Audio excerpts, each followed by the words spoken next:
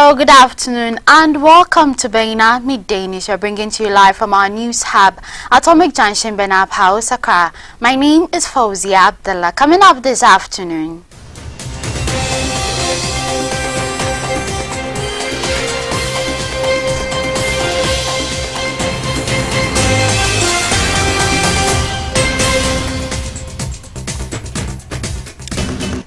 Interior Minister reveals more than 65% of Ghanaians who fled to neighboring Ivory Coast in the Gbenyuri conflict have since returned.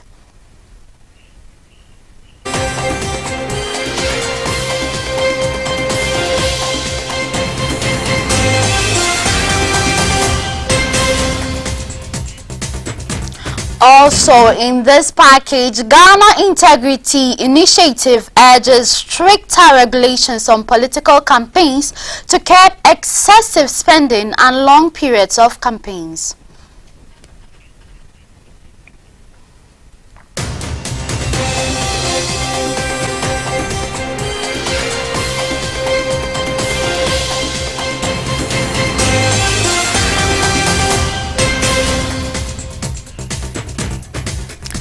And on the international front, hunger looms in Africa by 2030 if urgent reforms are not put in place, and that's according to a new research by the Alliance for Green Revolution in Africa.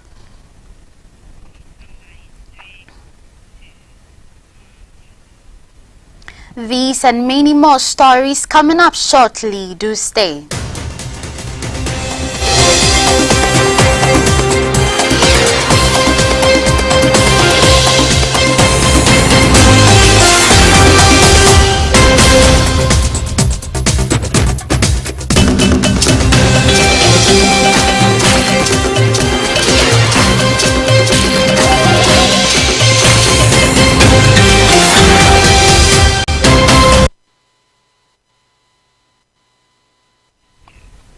You're welcome back, and thank you for staying with us. We are also streaming live on Facebook and on YouTube at Baina TV. Now let's move on to our very first story. Minister for the Interior, Muntaka Mubarak, has announced that more than 65% of Ghanaians who fled to neighboring Ivory Coast during the recent Gbenyuri conflict have now returned home. Speaking at a press conference in Accra, the minister said peace-building efforts led by government in collaboration with traditional authorities are gradually restoring confidence among displaced residents. The violent clashes, which stemmed from a land dispute, claimed 6 lives, 5 on Sunday, August 24th, and 1 the following morning. 18 others were injured, several critically, while homes and properties were destroyed. The unrest forced many residents, particularly women and children, to seek refuge across the border. Mr. Mubarak reassured the public of government's commitment to restoring lasting peace in Gbenyuri and surrounding communities. He added that security forces remain stationed in the area to maintain order as mediation continues. But I can tell you, as we speak today, more than 65% have returned home. Yet the biggest concern we have is our colleagues and compatriots across the borders. Many are coming back, but we want to even facilitate that and make it even faster in the Bole district, in the Swala Tuna Kalba. According to the minister, cooperation from chiefs and youth leaders has been encouraging. He noted that government aims to ensure the full resettlement of displaced residents by the end of the month, when the mediation committee concludes its work. A lot of cooperation is coming since we met Yagwamura. His chiefs are cooperating, the youth are cooperating. So we hope that, we have given ourselves, maybe by the end of the month or by the time the committee finishes its work, we should be able to get largely almost everybody back home. The Gbenyuri conflict, which displaced thousands, has drawn concerns from civil society organizations and humanitarian agencies who continue to call for swift interventions to stabilize the area and support affected families.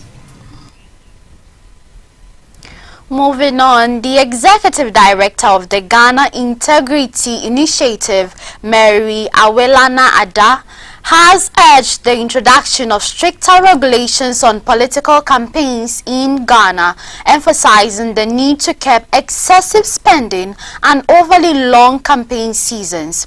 She proposed that campaign periods be limited to 6 months and underscored the importance of transparency in campaign financing, particularly the disclosure of funding sources and expenditure.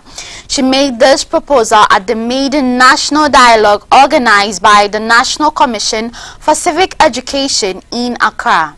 Advocacy is the fact that if we are able to regulate the space of our campaign with the political actors, then it helps us ground our politics in law. The current Political Parties Act does not exhaustively deal with some of the issues. So we believe that we need a regime, and for that matter, civil society has come together, CDD coordinates and brings everybody together to discuss this. And already they have consulted someone who has drafted a bill. But then critically, number one, we want to see a regime which reduces the period of campaigns. If we are able to reduce the period of campaigns, it means you do not need the resources that you would ordinarily need to prosecute an agenda of more than 2 years, which usually is what we see.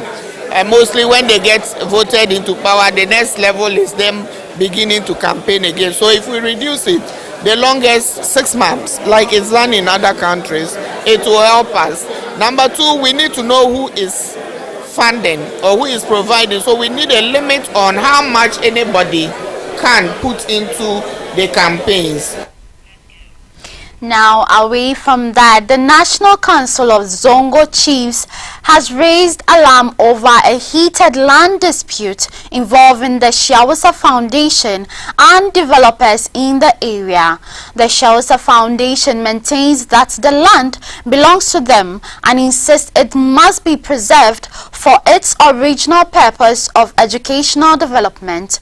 There's more in the following report. The foundation also alleged that Trasaco developers had attempted to acquire the land by offering them 1 billion cedis old currency as compensation, an offer the foundation rejected. Speaking at the press conference organized by the council, an executive member of the Shiawusa Foundation, Ali Ayomu, explained that the Tema Development Corporation allocated the land in 1981 for the establishment of an Islamic complex school. However, according to him, developers have since attempted to reclaim the land. He revealed that a petition filed by the foundation eventually led to security forces demolishing structures erected on the site. Complex school and the Zongo community. You know, Islamic school does not go on without the Zongo community. And then, as you can see at the background, even yesterday, operation was carried here to demolish the wall. The reason why the wall was demolished was that they've blocked. Our people are in. We have evidence. You see school children and even mothers carrying baby climbing wall before they can access the school. So we are here as the family and members of the Zongo community to inform you that this land was legitimately acquired. Co-company gave all the place. Even if you want the background, we sold most of the land to individuals. We've done a lot of efforts, but you know, well, we have done a lot is using quote unquote government and some big men to frustrate us. So this time, you know, with Allah's grace, we are coming to take over our land. Another representative, Alhaji Ibrahim Salisu, lamented that the matter had been politicized, claiming that some negotiators often accepted bribes during settlement talks, thereby betraying the community's cause. He commended President John Mahama, who he said had stood firm in defending their rights. A lot of secret politicians will have information about a lot of individuals. Chief Man will send them to the presidency on this land issue. When they get there, they'll just take something into their pocket from Trasaco. Then they just leave the matter there. This is what delayed the part of the problem that causes the delay up to this time.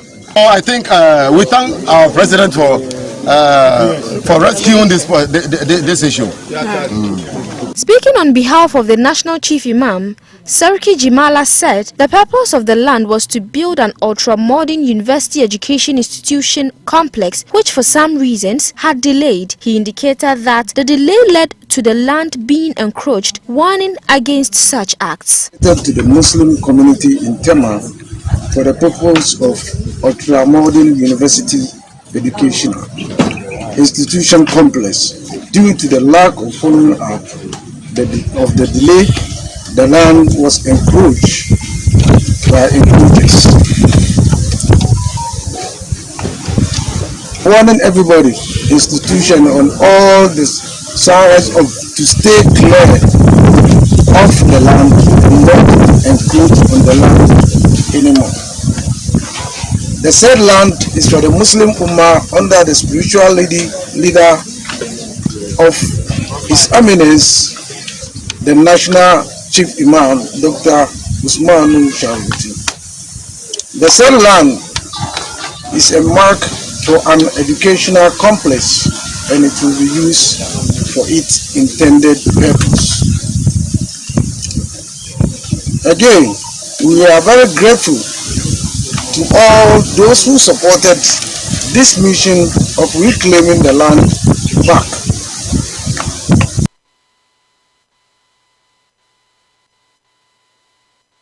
Now, Midday News. We'll be back shortly after this break. Do stay.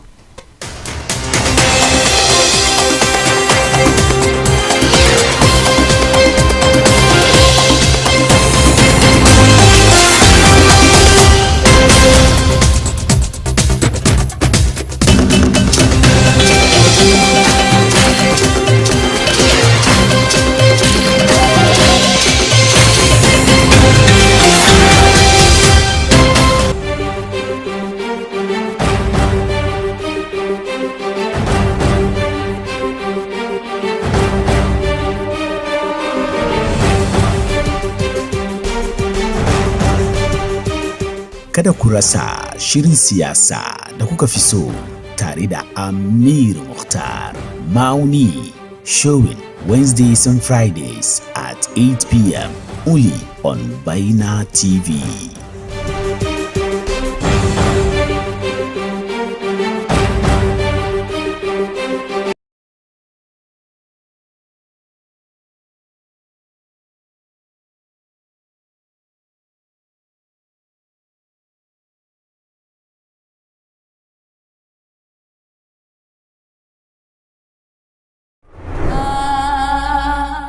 This season, a new journey begins.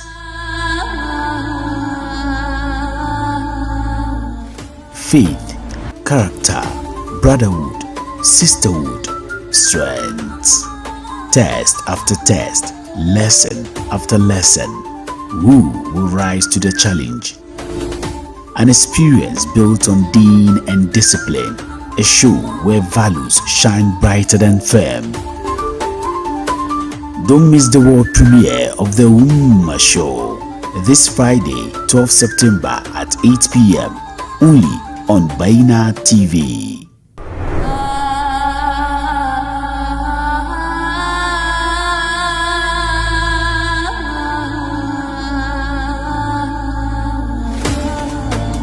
The Ummah Show, definitely different.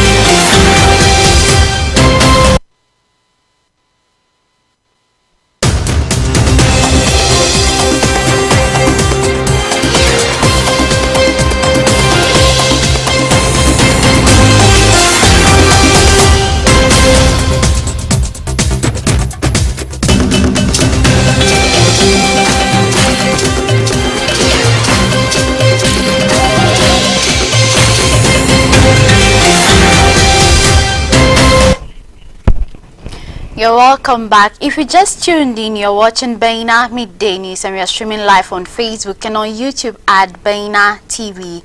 Now let's move on to business. Government has confirmed that the long-awaited Nkuko Nkiti program will officially roll out in the first week of October. The initiative, designed to cut Ghana's $300 million annual poultry import bill, was initially slated for July, but postponed after concerns from stakeholders about limited consultation. Food and Agriculture Minister Eric Opoku, speaking at the launch of the second phase of the West Africa Livestock Marketing Program in Accra, assured poultry farmers that the new date would be honored. Distribution of birds will begin immediately across constituencies once the program is launched. The ministry is currently finalizing the beneficiary list and completing procurement processes. The Nkuko Nkiti program is being positioned as a flagship intervention to empower local farmers, reduce reliance on imports, save foreign exchange, and create jobs, particularly for youth and women in rural areas. And on the international front, Africa could emerge as the world's hunger epicenter by 2030 unless urgent reforms are made to transform its food systems. According to the 2025 African Food Systems Report launched last week at the African Food System Forum in Dakar, the study, published by the Alliance for a Green Revolution in Africa, warns that despite decades of agricultural progress, fragmented efforts and weak coordination continue to undermine food security on the continent, where 300 million people are already undernourished. Current UN data shows 1 in 5 Africans face hunger, compared to 1 in 11 globally. The report cites poor governance, inadequate financing, and failing infrastructure as major obstacles to meeting food needs in the face of rapid population growth. Africa's population is projected to hit 2.5 billion by 2050, raising concerns that millions could be trapped in hunger and poverty. Lead author Dr. John Ulimwengu described the report as not just, quote, a call to action, but a roadmap for systemic transformation, stressing the need for coordinated policy support to scale innovative solutions already emerging from African farmers, entrepreneurs, and policymakers. Although some progress has been made, the report finds productivity gains remain patchy. Average cereal yields in Africa stand at 1.7 tons per hectare, far below the global average of 4.2 tons. Post-harvest losses also remain high at around 30%, further reducing food availability and farmer incomes. Governance is flagged as a decisive factor. Countries with strong policy coherence record better nutrition outcomes, while fragile states report food insecurity rates exceeding 80%. The report concludes that good governance must form the foundation of any resilient food system.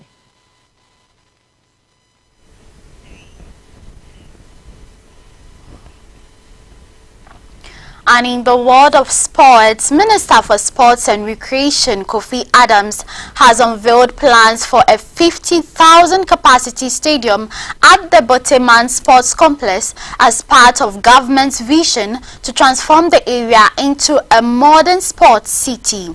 In a recent interview, Mr. Adams acknowledged the infrastructural challenges facing Ghana's sports sector, but emphasized government's commitment to upgrading facilities to international standards. He revealed that the new stadium will have a minimum capacity of 50,000 seats, with construction expected to be completed before 2028. The project, he noted, is a key element of a broader strategy to position Ghana as a leading sports hub in Africa, attract international teams for training camps, and boost sports tourism.